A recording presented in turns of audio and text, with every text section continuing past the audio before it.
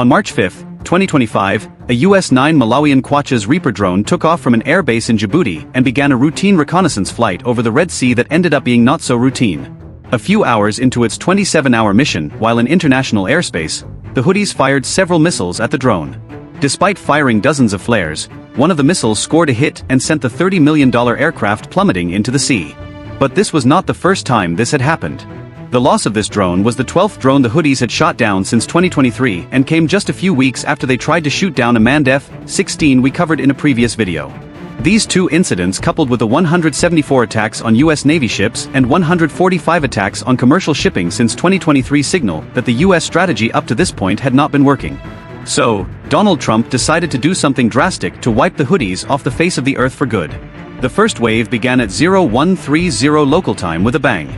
At 0100 local time on Saturday, March 15th, sailors aboard two US Navy destroyers in the Red Sea received the order they've been waiting for all week. Fire! Within 10 minutes, the sailors in the Tomahawk corner had built their plan to get their Tomahawk missiles to the first pre-planned waypoint. From here, the classified mission library would take over and send the missiles hurtling toward their targets. Though the sailors didn't know their ultimate targets, they all cheered with excitement as the first salvos of missiles left their VLS cells at 0115 local at a speed of 515 miles per hour. The missiles would take roughly 15 minutes to travel to their targets in Sauna. But because of the slight delay in when each missile left its cells, combined with the different positions of the ships, the Tomahawks were programmed with something the Houthis didn't expect. In order to inflict maximum chaos and confusion, the crews programmed all of the Tomahawks to loiter until precisely 0130 local. With this ability, the Tomahawks that got to the target area first would circle overhead while waiting for the rest of the missiles to get there before conducting a simultaneous time-on-top attack. And that's exactly what happened. At precisely 0130, multiple Tomahawks struck Sana'a International Airport, where the Houthis have been storing and launching tons of Shahid attack drones. Also hit in this first wave was a military barracks in a residential neighborhood in downtown Sana'a. In the Sauna suburb, multiple Tomahawks slammed into 4 Houthi command posts in the Jif neighborhood of Sana'a. With the Houthis now unable to send orders to other units in the field, the US then dealt another devastating blow just 45 minutes later. As the Tomahawks were leaving their cells aboard the destroyers, F-18s from the Harry S. Truman began taking off. Their mission consisted of hitting the power station in Dion along with 11 other targets in Sada Governor. To accomplish this mission, the F-18s that took off that night were armed with AGM-154 joint standoff weapons. These missiles, known as the JSOW, have a range of 130 kilometers and carry a 500 pounds warhead. However, these missiles were no ordinary Jaws. Because many of the other 11 targets in Sana'a Governor were underground weapons storage facilities, the JSOW these F-18s are carrying this morning are equipped with special blue 111 penetrating nose plug. With these devices installed, the bombs can now burrow through up to 20 feet of reinforced concrete or 100 feet of earth before exploding. As the F-18s near Sana'a Governor, their first target is the power station. This station provides most of the substations with power throughout Hood-controlled areas. Knocking this out means turning the lights off in Yemen, and that is exactly what they did. All across Yemen, soldiers and civilians alike saw their lights go out as F-18s continued pounding targets throughout Sauna. With the Houthis now unable to see, hear, or communicate, it was now time for the real fun to begin. A few hours before the F-18s roared off the Truman and Tomahawks. Launch off the destroyers, 2 B-1 bombers forward deployed at a Sirlik Air Force Base in Turkey took off just before midnight.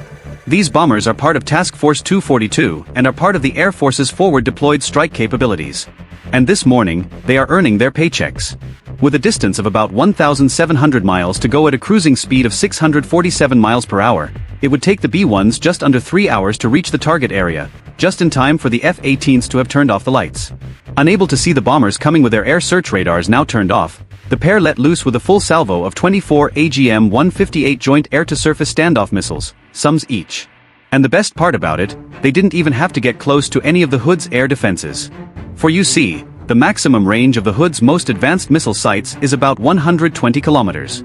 However, with its powerful Williams turbine engine, the extended range variants these B-1s have can travel more than 1,000 kilometers.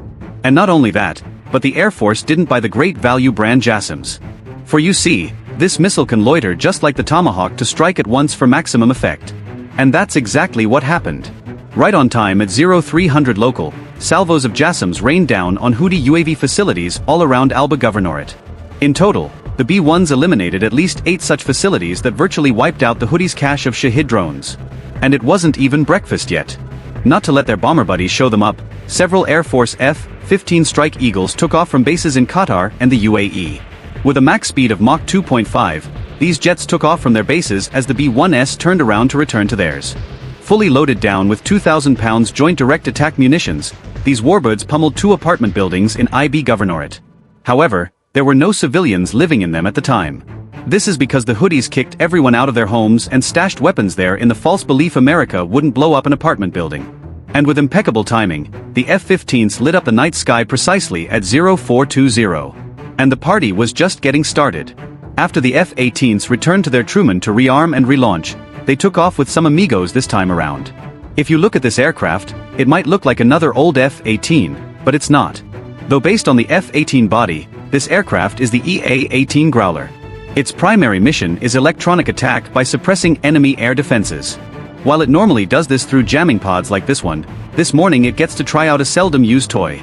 This missile seen here is called an AGM-88 high-speed anti-radiation or harm missile, with arguably one of the coolest names ever given to a missile. That is exactly what it's going to do to the Houthis this morning. For you see, this missile seeker is unlike most other missiles. While many use things like infrared or an active seeker, this missile scans for electromagnetic radar emissions with a capability to scan for targets in the 0.5 to 20 GHz frequencies. This is more than enough to lock on to Houthi air search radars that operate in the 4 to 8 GHz bands. With Houthi gunners desperately searching the skies for an attack they are sure is coming, they basically hold a giant sign up that says, "Shoot me," when the Growlers are up in the air.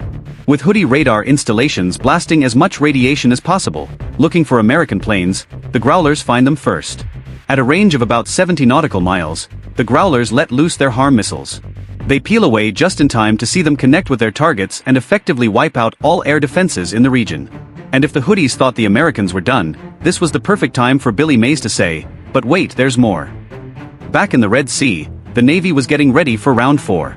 Moving silently beneath the waves was an American Los Angeles-class attack submarine.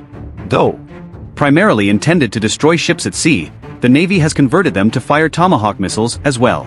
Except this time they can shoot them out of their torpedo tubes or 12 vertical launch cells. With American commanders seeing the destruction more clearly in the daylight, they decide to give the Houthis an uppercut by taking out their secondary command post in Damar Governor. At 0640, the submarine fires a salvo of more than a dozen Tomahawks through her torpedo tubes in a rare demonstration of this capability. By 0710, these Tomahawks, like the ones fired by the destroyers, turned 4 more command posts into parking lots. But the Navy was not done yet playing around. Lurking just off the coast of Yemen was this aircraft. If it looks like a weaponized 737, that's because it is. The PA Poseidon is generally used as a maritime surveillance aircraft to find ships and submarines over vast distances, but today it gets to play with another one of its rarely used toys. This is the AGM-84 Slammer, which stands for Standoff Land Attack Missile Expanded Response Missile. Unlike the JSOW, this missile can break the sound barrier and hit targets up to 270 kilometers away. Though it can hit ground and sea targets, Poseidons rarely get to play on land. But today they do. At approximately 9:15, a lone P-8 flying in the Red Sea lets loose a salvo of slammers. 15 minutes later, multiple radar sites that covered Hijj Governorate are now nothing more than debris by 0930. With Houthi air defense now virtually eliminated across the whole country, the path was now clear for the grand finale of today's fireworks show. Back in November, 6 of these aircraft deployed to the Middle East for the first time since 2019. This iconic aircraft is known as the B-52, and these are currently based in Qatar. With its max payload of 70,000 pounds, this big old boy can haul 35 2,000 pounds GPS-guided bombs into the fight, more than any other aircraft in US service. But despite this awesome strike capability, it is an older, slower aircraft that was invented long before the latest advancements in anti-air technology. That is why the Air Force and Navy had to clear a path for these guys to come through. And oh boy, did they show the Houthis that this old dog knows a few tricks still. At noon local time, the B-52s released their payloads and dropped 70 jams onto Houthi barracks and weapons storage sites that the Navy had not hit in their early morning strikes in Sauna. And while this might have been a dangerous mission before, with the devastation Raya earlier, it was a milk run. As the B-52s flew back to base, US commanders rejoiced at the success of the first day's operation. Over 40 targets were destroyed without a single American loss. But the Houthis didn't hear any bell. As the crews aboard the various ships of the Harry S. Truman Strike Group finished up dinner, they were ecstatic on board at their success. Everyone had played their part perfectly, and they had dealt a historic blow to the Houthis. However, at around 1800 that evening, radars on the USS Stout and Jason Dunham picked up a flurry of incoming contacts that showed the Houthis were far from being defeated. Bye for now.